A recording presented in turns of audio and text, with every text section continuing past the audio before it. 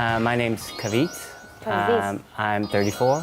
I'm from New York City, and I work as a science teacher as well as a HIV activist. How long have you been here in Vietnam? I've been in Vietnam for 7 years. 1 year longer than me. Xin chào. Hey, xin chào to all the Vietnamese I know, and come on. Cảm ơn ạ. Why you stay here like for 7 years? You know, it's just not a language that connects with me. I tried so hard.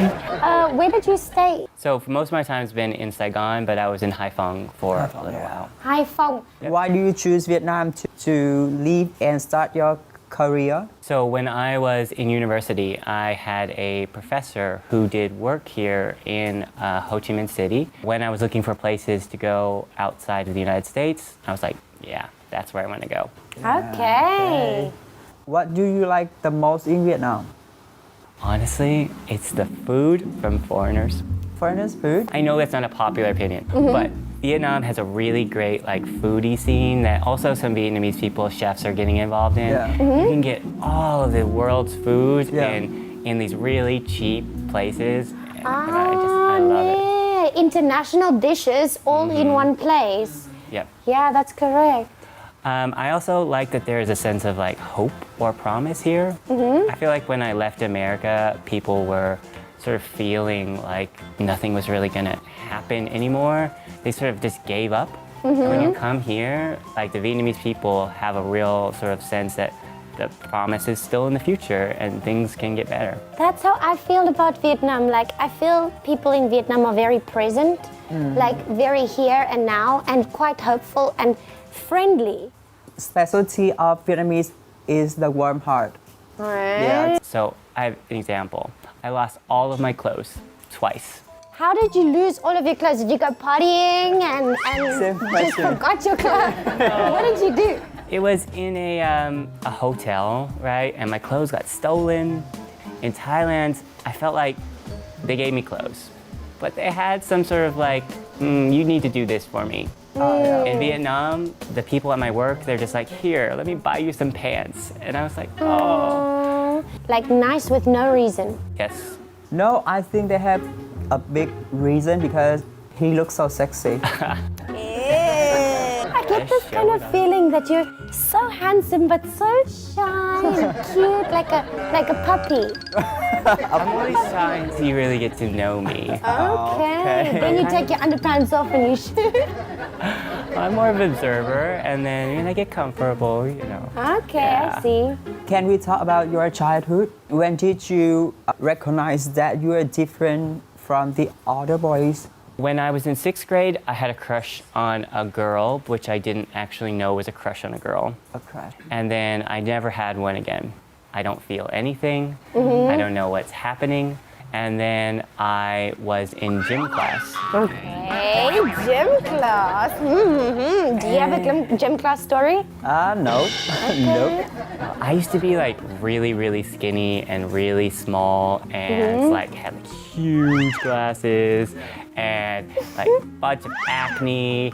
I think I weighed maybe 45 kilograms. 45. Oh, wow. My family didn't have a lot of money, so we didn't have a lot of food. So I just, I was, not great. So when I was in gym class and I would see these jocks, it's I noticed something was different about Alaska, please. I misinterpreted it as me sort of hero worshiping them. And it just sort of became obsessive hero worshiping them. Oh. I joined track in order to sort of watch the jocks. Hey there, handsome. I can see your butt. Alaska. Then I was at a hardware store one time, and that was undeniable at that point. So that was how old? I was 14. With that age, you had to face with many difficulties, right? Yes, so I grew up in a Muslim household Where was that? in New York City. New York City in a Muslim household. In America at the time, there was a lot of very anti-gay. Now, Anti-gay. not so much. And at that time, there were so many things The national conversation every day was about how gay people were bad, how gay people were evil. Spreading HIV. I heard things like that. Yep. For about 2 or 3 years, I became very sort of ashamed of my sexuality. Yeah. Yeah. And I just never really talked about it. And how could you overcome that feeling? I moved out of my house, How old were you? 16. Why did you move out? My family wasn't great. My mom was actually a wonderful woman. But and she was sex rights activist, women's rights activist in the Middle East. In the Middle East. So my mom's Arab and my dad's white. I'm very interested. I'm very interested to know. Your mom is Arabic and your dad is white, and you grew up in New York. And you had a good relationship with your mom. Yes. And your dad, no, not really. No. He didn't like that I was gay. I mean, we never really talked about it. Yeah. But like one day I was researching on the internet a school project. Well, and it was for a book, but at the same time I was researching like, how do you know if you're gay? Okay, I understand. And I woke up one day to find my dad had found all of that on the internet and became very like angry about it. And so I pretended that I was just researching it for that book. Smart way to lie, but not good. Not good. My mom was Muslim, my dad was Christian. Everyone in the Middle East is sort of like strong religious and anti-gay. There's a lot of complex movements in there. There's a lot of people fighting for queer rights, like very, very anti-gay. Like, for example, you become a man in Middle Eastern society when you get your first beard. How old were you when you got your beard? 15. Whoa! 15 when he got a beard.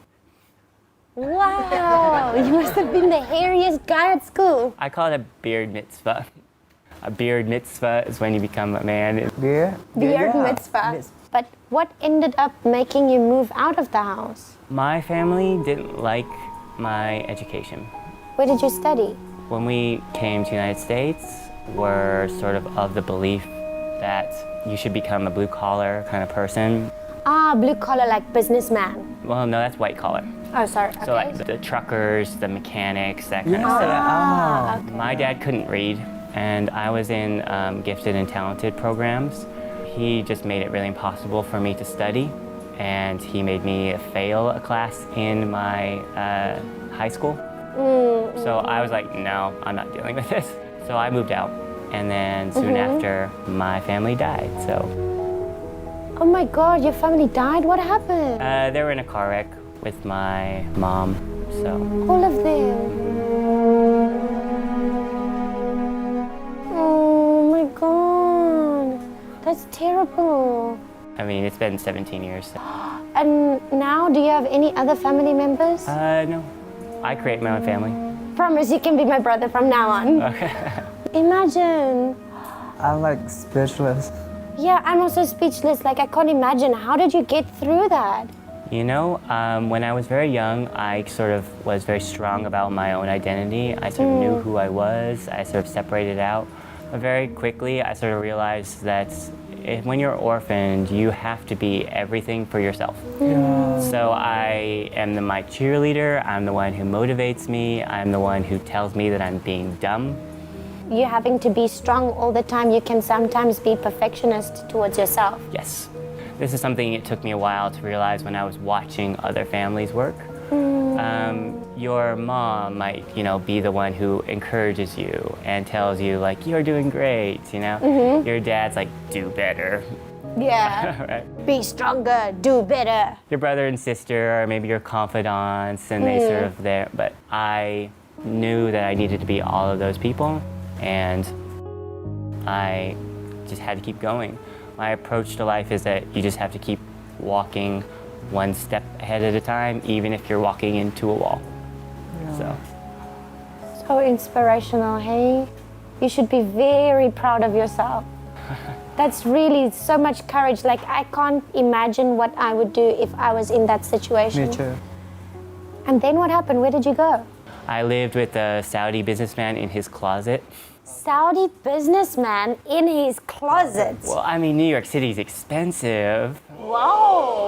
Was it a nice closet? Well, no, but he wasn't there often. Okay. So I just had like a cot in the closets, and I just lived there. When life is so hard to you, do you have any close friend or Oh yeah. to share it? Yeah, my friends are my family. Sometimes I don't think they know that. I have one, my best friends who lives in the state of Montana now, and I have a great friend in Panama. I have a very good friend here. He's one of the drag queens over at Gender Funk. Oh, yeah. His name is Sen. I have some people who I trust and love. Friends everywhere, hey? You're an international citizen. Yeah. Yeah, I think I come across very intimidating to a lot of people, or slightly scary. Yeah. Or then I don't know if it's my physical thing, but my face is often reading like, I'm gonna kill you. Inside I'm like, everything is great, it's wonderful. Yeah. I think it comes across often as closed off. Yeah, so like when I'm at a bar where nobody ever talks to me out there. Oh, you better go talk to him when he's at the bar. I don't like to go to the bar actually. Have you ever approached a guy at the bar? Not yet. Wait, Why? Because I don't want to do that like that much. You want to be approached. Not really. So you never flirt with people, but you don't really want them to flirt with you either. Actually, yeah. So what? How does that work? why? I live in a traditional house and I don't like to go out to make friends or flirting. Solitude So kind of many guy. times. Yeah. Would you say Kind that of. you're solitude-y? I like my alone time. Yeah, I'm definitely more of an introverted person, you know? So you usually, if you're going to engage me, you're going to want to do it on some deeper topics, which is hard in a bar, yeah? I mean, I get that. Yeah. I still challenge myself to go out and talk to people at a bar. Usually when I go and walk by them, they get all nervous and walk away. Can you imagine him nervous? Not, You're so handsome. well, I mean, I can't be nervous at a bar. It's not my normal like setting. Like a couple like small things are, right? If you want to talk to me at a bar, you have to go up and talk to me. Okay. I'm not the best at this. So tell me about love stories. I haven't been on a date in 10 years. 10 years. I've had a couple boyfriends in my life. Yeah. I actually DJ'd my ex's wedding in Mumbai. What songs did you play? Well, I do music journalism, and he really liked my music tastes. Okay. And I actually introduced him and his husband. Holy moly. So were you broken up at the time when you introduced him to the new husband? Oh, Or- yeah. And they are very good together. So they invited me to their wedding to give a speech and to DJ, and it was really nice. A lot of us still have to go through sort of the high school love that straight people go through. Ooh, high school love. You know, that's sort Yeah. of overly dramatic, like everyone is sort of like, oh, it's my first love, it's the biggest thing in the world, I'm never gonna fall in love again, oh my God, Ever what's gonna together, happen?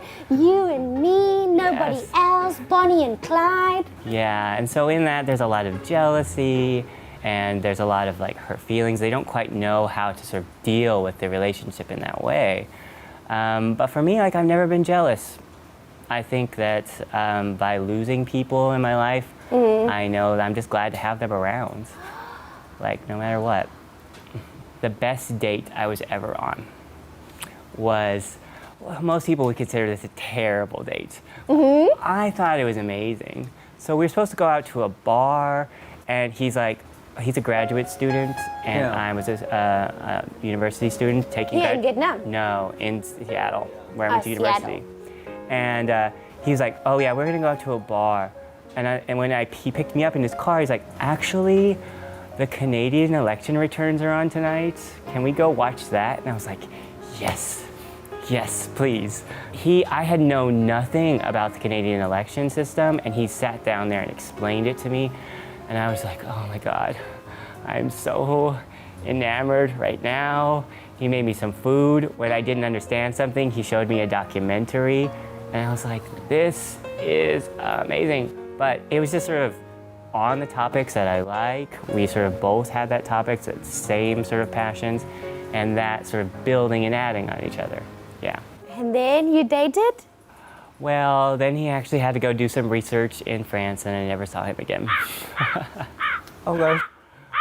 Terrible ending. That's a terrible Such ending. a love story. I don't view it that way. I view it as giving me a standard of what I want. Oh my God, how optimistic is that? When something bad happened to him, he viewed it as a standard, what he wants in his life.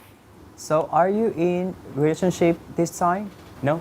No. Single, hard to get, wants to be approached, very handsome, but shy. I'm a lot of conflicting things. That's like a paradox walking around. Yes, it is. So let's talk about the LGBT community in Vietnam compared to, you said, New York, right? I lived in New York and Seattle. Can you tell us a little bit about the LGBT community over there compared to how it is here? I think there's a lot less people who feel like they need to sort of hide their sexuality. In Vietnam. In America. But in Vietnam, it's different.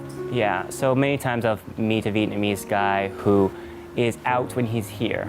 But when you go to his hometown, yeah, that's not happening. Super secret. Yeah, I understand that. I don't think anybody should ever be forced to come out until they feel like they need to or they're comfortable to. But in America, it's more like common. You'll see bigger bars, you'll see like many different bars.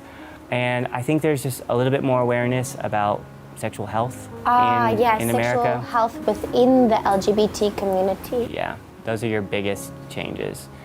So do you have any plan for your future in Vietnam?